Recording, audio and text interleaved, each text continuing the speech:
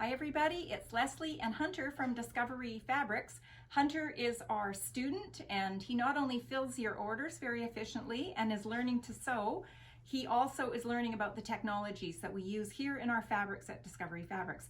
And today we want to talk about the differences between evaporative cooling and sensory cooling. So first of all, Hunter, tell me what you know about the human body. How does it cool itself? So the human body uses the sweat generated when you are hot to naturally cool yourself when the sweat is evaporated into the atmosphere. Okay, so it evaporates into the air around it. How much cooler would that be?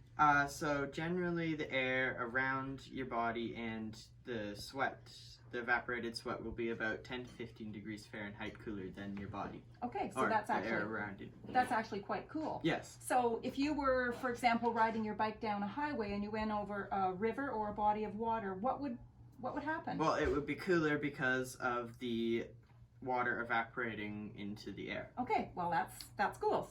So evaporative cooling is enhancing your body's natural ability to stay cool through that vapor that's leaving. So what would you say is the earliest that you know of humans using evaporative cooling? The earliest I can think of would probably be the Egyptians. So the Egyptians used to hang wet blankets over their open doorways, and the breeze traveling through the villages and through their blankets caused like an air conditioning effect, cooling their houses. So actually, yeah, and I've actually done that myself when I haven't had air conditioning.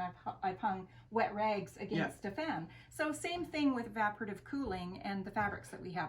So what is sensory cooling then? So sensory cooling is what this fabric is. This is the microfiber cooling fabric. Yeah, that makes towels, right? Yes. So what sensory cooling is where it's cold and it doesn't use your body's natural ability to use it. It's kind of like an ice pack. An ice pack. Okay, so anything that's cold and you put it on you is sensory. It's colder and it helps you to be cool as well. So the fabrics that we have that use evaporative cooling mainly are Polartec Delta, and then we also have another one just in, we are calling this white one the PK cooling fabric, simply because it works the same pretty much, but it is not from Polartec.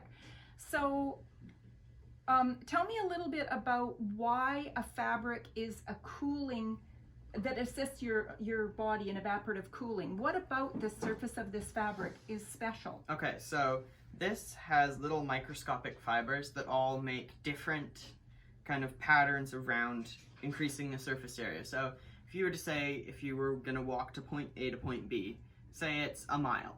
So if you walk there, it takes you about an hour. But if you put like a mountain, say, in between point A and point B, it increases the surface area greatly, so it would be almost about 2 miles. So if you have more surface area in a fabric, by the way that the fibers are constructed, you're going to get more evaporative cooling out of that because there's more surface to evaporate. Is that right? Yes, and it slows the evaporating process, which is called controlled evaporation.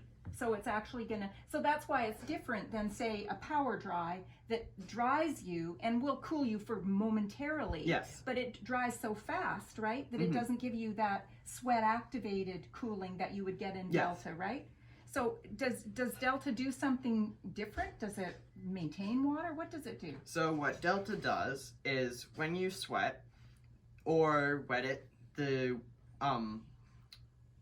water will come up to the top layer of the fabric away from your skin so that you feel dry, but yet it's still moist. There's still moisture in the fabric itself. To evaporate, right. Okay, so that's great. So that's why the sweat activated metabolic cooling fabrics like Delta and like our cooling piqué are much better for like cycling and activities where you are highly aerobic and sweating a lot. So that's also a reason that you wouldn't want to wear these in winter, would you? No, because these will be cold, and if you were to get wet snow or something on them, they would cool you when you're already cool. Okay, so definitely a summer fabric. Yes. Let's talk a bit about this brand new microfiber cooling fabric. Now this one is not really meant to be apparel. No, so this fabric is quite thick and warm. Suede-ish even. Yes. So when you wouldn't want to make this, and it's also not very stretchy. It's got no stretch almost at all. No. So it is great for making a towel or something like that. Or maybe a cooling hat or something like that. But does it use sweat, or what's the deal with this?